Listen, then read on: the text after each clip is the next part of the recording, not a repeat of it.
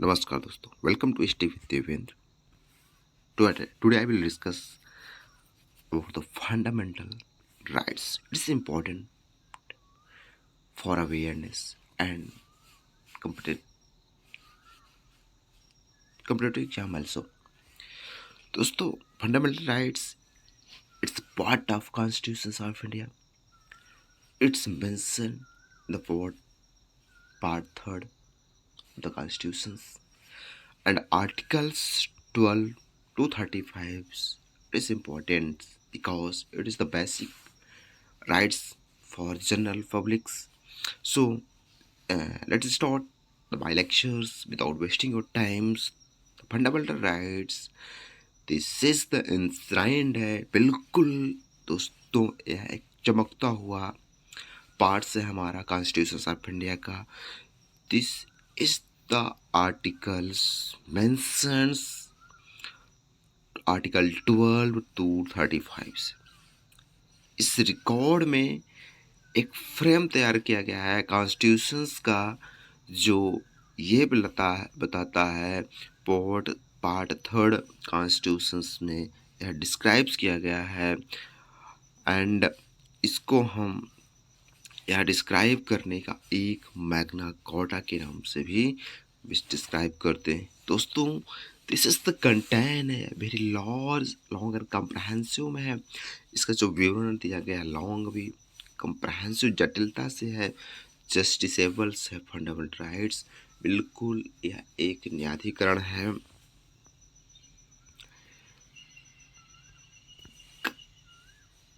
अगर हम हमारे कॉन्स्टिट्यूशंस में जो फंडामेंटल राइट्स हैं एक तरीके से काफ़ी सारे एलाबोरेट्स हैं। और कॉन्स्टिट्यूशंस जो लिया गया था फंडामेंटल राइट्स या अमेरिका के कॉन्स्टिट्यूशन से लिया गया था, यह गारंटी देता है कॉन्स्टिट्यूशंस और फंडामेंटल राइट्स, यह एक तरह से गारंटी देता है कॉन्स्टिट्यूशंस में कि हम इसमें मतलब पूरे पर्सन्स क्या इक्वालिटी है, जो बिना इसमें कोई डिस्क्रिमिनेशन नहीं है। All person are equal in the constitutions, no discrimination with anothers, किसी के साथ भी कोई भेदभाव नहीं है। ऑल पर्सन इज इक्वल, सबके लिए बराबर का अधिकार है, सबके लिए बराबर का राइट्स दिया गया है। यह इक्वालिटी को उपहोल्ड करते हैं, इंडिविजुअल को dignities, larger public interest, the unity. Fundamental rights are meant promoting ideal political democracy. ये हमारे जो राजनीतिक डेमोक्रेसी को प्रमोट करता है एंड एक तरीके से अथॉरिटेशंस डिपॉजिटिक इन द कंट्री देता है, protect liberties freedoms of people, लोगों की एक स्वतंत्रता देता है अगेंस्ट इन्वेजन्स के खिलाफ। एंड फंडामेंटल राइट्स जो हैं वो 6 हैं और एक तरीके से इसका नाम दिया गया है, मतलब फंडामेंटल राइट इसलिए इसको दिया गया है कि बिकॉज यह गारंटीड करता है, प्रोटेक्ट करता है हमारे कॉन्स्टिट्यूशंस। ये कॉन्स्टिट्यूशंस के द्वारा एक प्रोटेक्ट किया गया है भाई, this is the protected by the constitutions. And which is the fundamental law of land, जो एक फंडामेंटल लॉ था हमारा लैंड का, वही फंडामेंटल राइट से हट चुका है। That is the fundamental also is the same that the most essential of the around development material intellectual moral spiritual and individual. This is the 6 fundamental rights. Now that 7 fundamental rights was removed from the fundamental rights.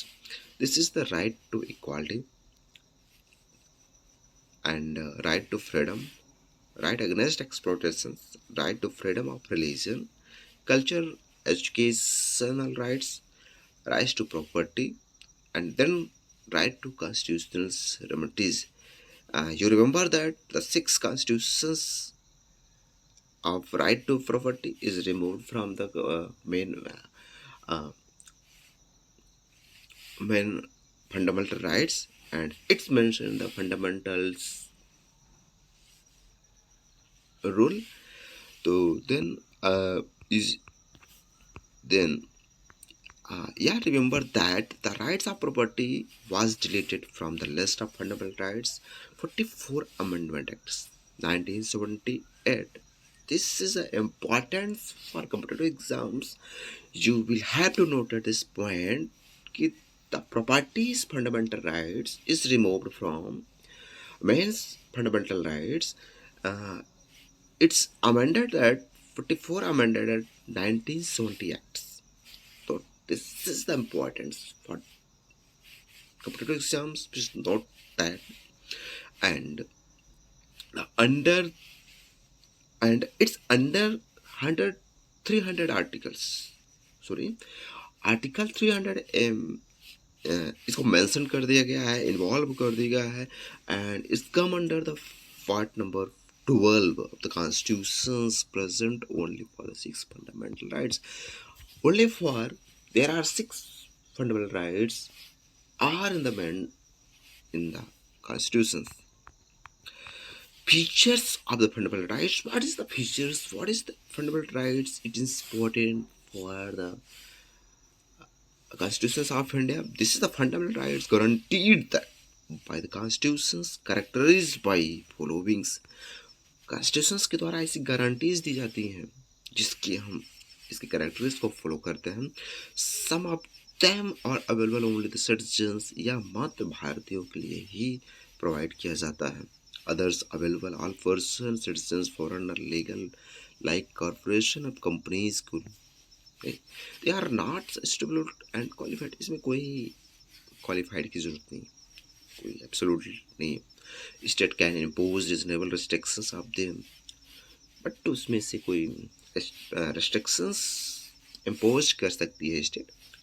फिर भी फिर such restrictions are reasonable not be decided by courts. Courts के द्वारा इनका जो restrictions है, रिजनेबल्स है, वो डिसाइड होता है कोर्ट्स के द्वारा.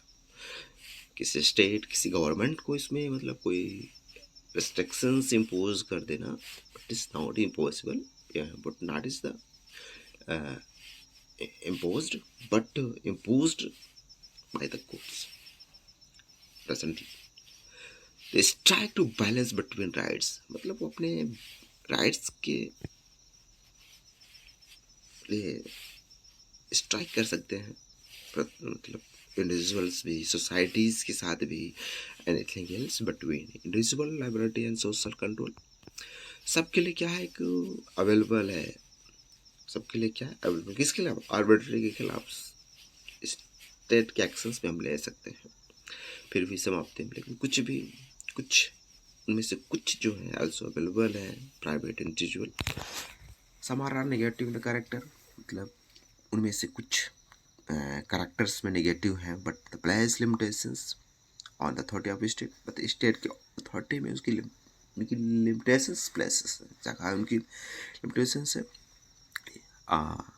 Remember that while the other are positive in the natures, मतलब जबकि यह नेचर्स में पॉजिटिव क्रिएट करता है, एक तरीके से होता है कन्फरिंग सर्टेन प्रिविलेज देता है व्यक्तियों को, पर्सन पर एक तरीके से वो देता है.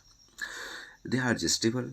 आई मेंशन दैट कि जस्टिबल से एक न्यायपूर्ण है, इसमें हम क्लेम कर सकते हैं. We are claim in the court. तो then they defended and guaranteed by the Supreme Courts. मतलब ये क्या होता है, एक सुप्रीम कोर्ट के द्वारा डिफेंड किया जाता है, सुरक्षित है. This is the secure of rights. It can't be violated by the government, states, anything else, right? Then aggrieved person can directly go to Supreme Court, not necessarily by way of appeals against judgment. They are not sacrosanct or permanent. मतलब क्या होता है कि वे permanent नहीं है, पर parliaments can curtail or repeal them, but only Constitutional Amendment Act, not by the ordinary. Okay.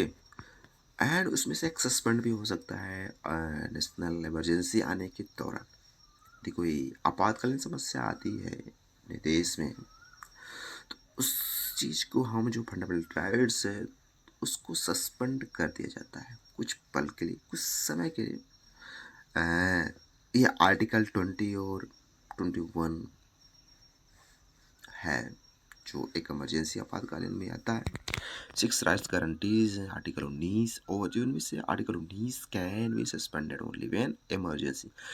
जो article 19 है उसको हम इमरजेंसी के दौरान सस्पेंड कर सकते हैं, डिक्लेयर कर सकते हैं on the grounds of, like जैसे कोई लड़ाई हो गई, एक एक्सटर्नल कोई अग्रेशंस हो गया, एक्सटर्नल इमरजेंसी हो गया, not a ground of armed revelations, मतलब कोई आर्मी रेवलेशंस नहीं है, कोई सुरक्षित इंटरनल इमरजेंसी है।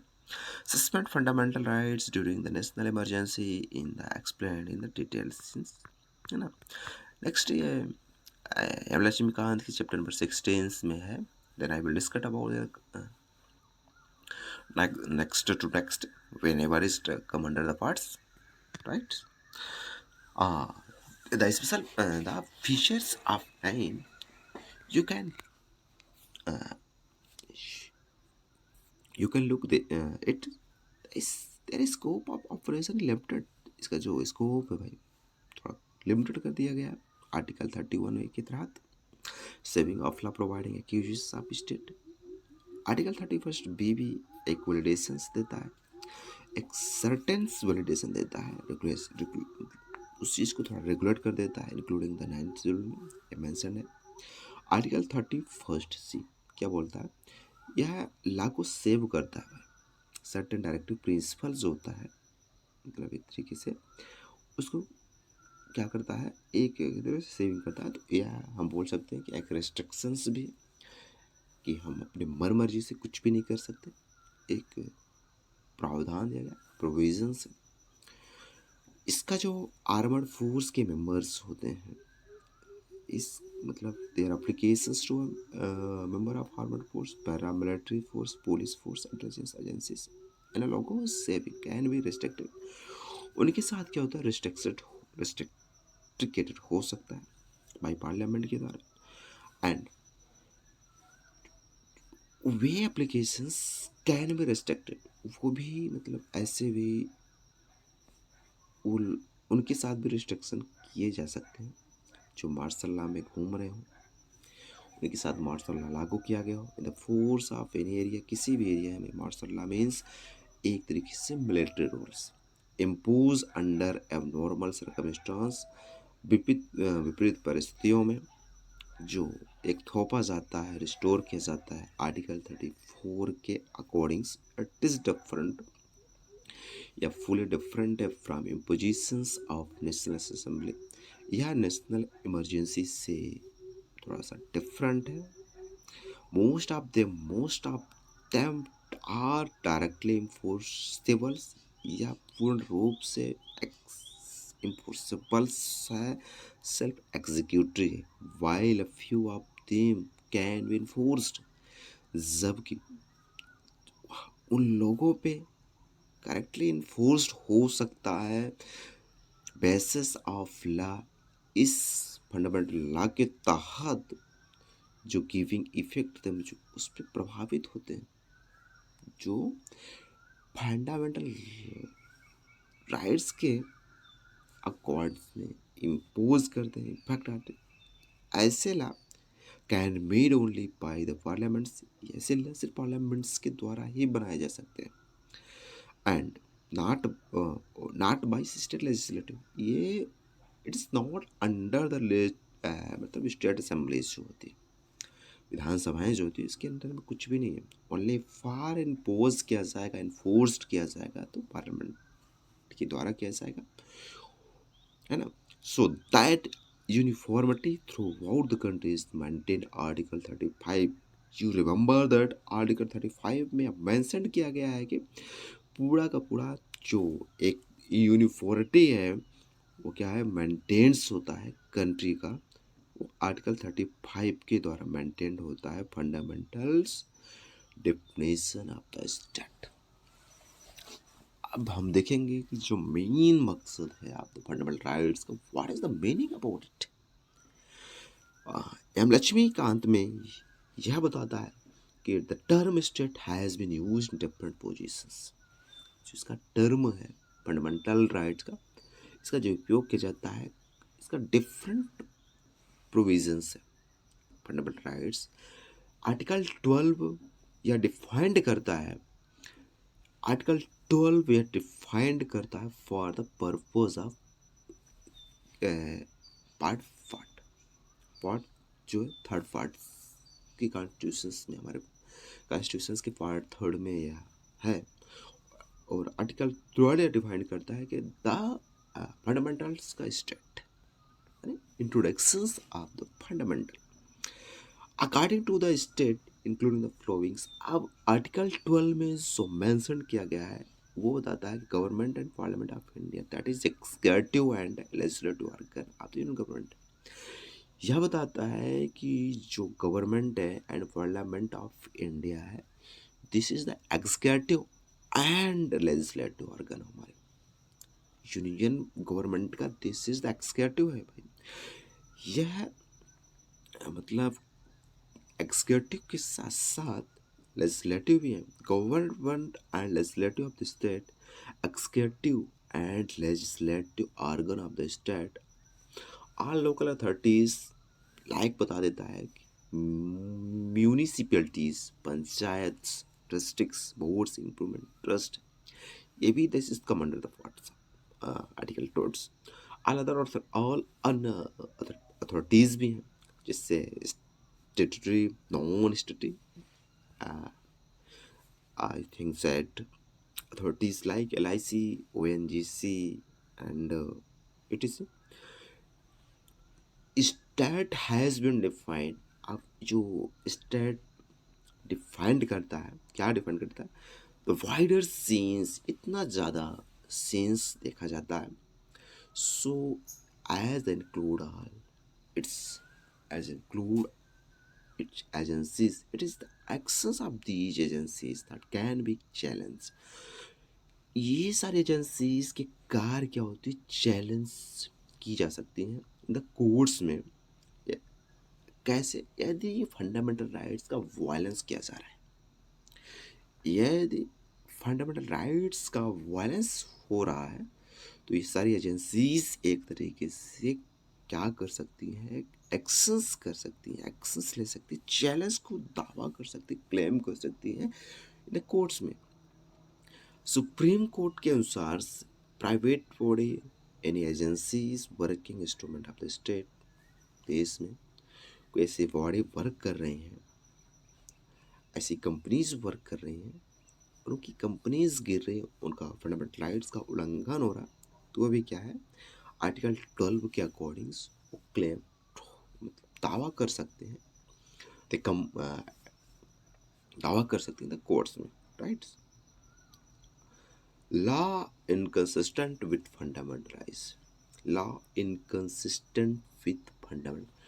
अब जो कानून एक तरीके से कंसिस्टेंट होता है, किसके द्वारा, फंडामेंटल राइट का जो कानून होता है, दिस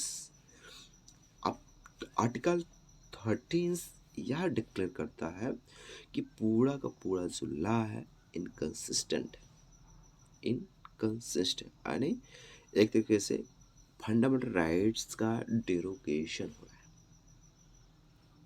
एंड उसको वॉइड्स किया जा रहा है, प्रचलित में है।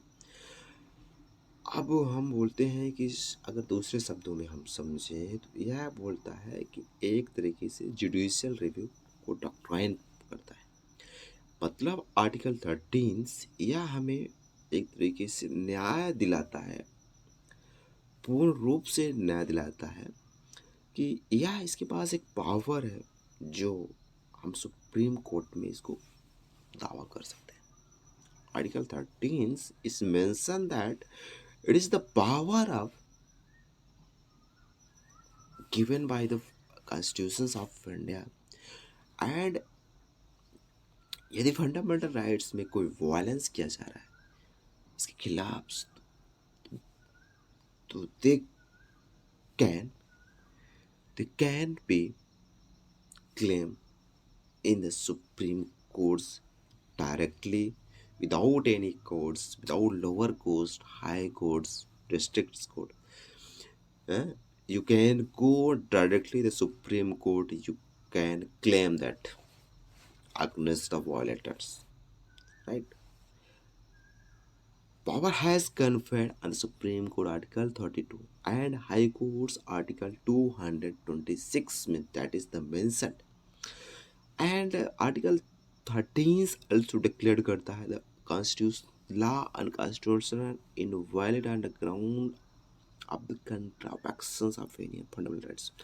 किसी फंडामेंटल राइट्स का जो कोई भी कंट्रावेंशंस की जो ग्राउंड पर जो अनकॉन्स्टिट्यूशनल्स एंड इनवैलिड्स हैं वो होते हैं टर्म ऑफ लॉ जो आर्टिकल 13 में मेंशन किया गया है वो है permanent law enacted bye the parliaments of the state legislative. जो परमानेंट लॉ है वो पार्लियामेंट के द्वारा इनेक्ट किया जाता है, इनेक्ट किया गया है. टेम्परेरी लॉ क्या है? Ordinance issues president and state government ऐसे इशूज करते रहते हैं, इशू करते रहते हैं. जो स्टेट्यूरी इंस्ट्रूमेंट है एक तरीके से स्थिर जो हम बोलें कि not moment non momentable instrument जो है नेचर्स ऑफ डेलीगेटेड है. लाइक जैसे हम बोलते हैं कि order bylaw true progress notification non legislative source of law that is the custom usages having force है. आर्टिकल 13 डिक्लेयर करता है कि amendment is not law. So जो अमेंडमेंट होता है कोई कानून नहीं है, hence can not be challenge, उसको चैलेंज नहीं किया जा सकता है. हाउएवर द सुप्रीम कोर्ट फिर भी सुप्रीम कोर्ट ने एक नोट केशवानंद भारती केस में एक तरीके से इस चीज़ को होल्ड करके रखा था. 1973 में एक केस हुआ था Kesavananda Bharati versus the government और इस कॉन्स्टिट्यूशनल अमेंडमेंट को चैलेंज कर देता है. ऑन द ग्राउंड पर ही हुआ ये चीज. केशवानंद भारती केस इसका चैलेंज हो सकता था हुआ ग्राउंड पर इट्स वायलेट फंडामेंटल राइट्स या फंडामेंटल राइट्स का वायलेंस हो रहा है. केशवानंद भारती जो केस है या क्लेम्ड किया कि जो फंडामेंटल राइट्स है उसका वायलेंस किया जा रहा है. किसके द्वारा? Part of basic structure of the constitution. जो बेसिक स्ट्रक्चर ऑफ कॉन्स्टिट्यूशन का बेसिक स्ट्रक्चर है उसका right to fundamental rights at the glance. Then tables you remember that tables दिया गया है इसमें right to freedom, right to equality. Right equality article 14 से 10 दिया है. इसमें जो कंसिस्ट है इक्वालिटी बिफोर लॉस मतलब कानून सबके लिए बराबर है, प्रोटेक्शन सबके लिए बराबर है. आर्टिकल 14 में बता दिया है कि एक कानून सबके लिए बराबर है. प्रोहिबिशन डिस्क्रिमिनेशन भेदभाव किसी के साथ नहीं होगा, चाहे रिलीजन्स में हो, रेस में हो, कास्ट में हो, सेक्स में हो, एनीथिंग एल्स, बर्थ में. आर्टिकल 15 में बताता है. आर्टिकल 16 बताता है कि जो अपॉर्चुनिटीज है सबके लिए बराबर है. आर्टिकल 17 बताता है कि एवोल्यूशन ऑफ अनटचेबिलिटी मतलब जो सबके लिए क्या है एक तरीके से जो हम अनटचेबिलिटी करते हैं अपने पुअर पब्लिक के साथ तो इट इज़ एबोलिश किया गया है, फुली एबोलिश किया गया है. आर्टिकल 17 में ये लिखा हुआ है rights in the constitution of fundamental rights of in constitution of India में कि this is the evolution of untouchabilities and prohibition acts practice. एक्टिंस एवोल्यूशन ऑफ टाइटल कोई अपना टाइटल्स नहीं लगा सकता before names after names only जिस post पे है ओनली फॉर एक्सेप्ट मिलिट्रीज के लिए एंड अकेडमिक के लिए दिया गया. आर्टिकल अगर हम देखें right to freedom article 19 to 20 19 2 22 this protection of six, मतलब हम बोलते हैं कि जो हमारा फ्रीडम्स है भाई, 6 राइट्स रिकॉर्डिंग फ्रीडम दिए गए हैं। हम कहीं भी स्पीच कर सकते हैं, एक्सप्रेशन दे सकते हैं, असेंबलीज क्रिएट कर सकते हैं, एसोसिएशंस कर सकते हैं, मोमेंट्स कर सकते हैं, एंड कहीं भी हम रह सकते हैं, रिसाइडेंस कर सकते हैं। प्रोफेशंस के लिए हम कहीं भी जा सकते हैं, आर्टिकल 19 से। प्रोटेक्शंस है by respect of the convictions of offence, मतलब आर्टिकल 20 में ऑफेंस के लिए कोई हमें ऑफेंस कर रहा है, अ, मेरे साथ वायलेंस कर रहा है, तो उसके लिए हम खुद पे प्रोडक्ट्स कर सकते हैं, क्लेम कर सकते हैं। And life of personal liberty, मतलब एक जीने की स्वतंत्रता है, व्यक्तिगत जीने की स्वतंत्रता है, आर्टिकल 21 में बताता है। एक बेसिक एजुकेशंस आर्टिकल 21A में मेंशन किया गया है कि सबके लिए एक एलिमेंट्री एजुकेशंस होना ज़रूरी है, होना ही चाहिए। एंड हम बोल सकते हैं कि एक निश्चित केस के लिए हम जो अरेस्ट होते हैं, डिटेंशन करते हैं, उसके खिलाफ अगर हमें गलत तरीके से अरेस्ट किया गया तो we claim that the courts में हम क्लेम कर सकते हैं। Provision of traffic in human provisions, जो ह्यूमन बीइंग्स में एक प्रोविजंस है, फोर्स्ड है लेबर, आर्टिकल 23 में मेंशन किया गया है। राइट टू एक्सप्लोशंस, आर्टिकल जो 23-24 में है कि हम किसी व्यक्ति के साथ शोषण नहीं कर सकते। I can not exploit with anybody, we can not violence with anybody. This is the mention about the constitutions. It is come under the fundamental rights. It's mentioned that Article 223 and 24.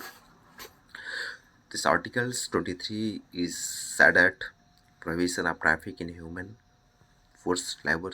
हम किसी भी व्यक्ति को by force उसको labouring नहीं करा सकते. This is the fully prohibited. And children जो है एम्प्लॉयमेंट्स ऑफ प्रोविजंस है. इन फैक्ट जो चिल्ड्रंस हैं, बच्चे हैं, आई thinks who childrens came under the 14 says they cannot serve, they cannot job in the companies and governments because it is fully prohibited by the courts, and is mentioned about the fundamental rights in the exploitations in Article 24, right to freedom of the religions. This is the article number 25 to 28, freedom of the conscience and free professions, practice profession. हम कहीं भी किसी भी religions को join कर सकते हैं. Professions के लिए कोई मना नहीं है. प्रैक्टिस कर सकते हैं, पूजा पाठ कर सकते हैं. That is matter. किसी भी धर्म में हम जा सकते हैं. We can go any religions without any stress, without any matters. It is mentioned articles 25. And religious के अफेयर्स के लिए हम मैनेज कर सकते हैं जो हमारी डिमांडें हैं हमारे रिलीजन्स के लिए, तो देन हम उस चीज़ को मैनेज कर सकते हैं. It is mention article 26, freedom of the payment of the tax and promotion of religions.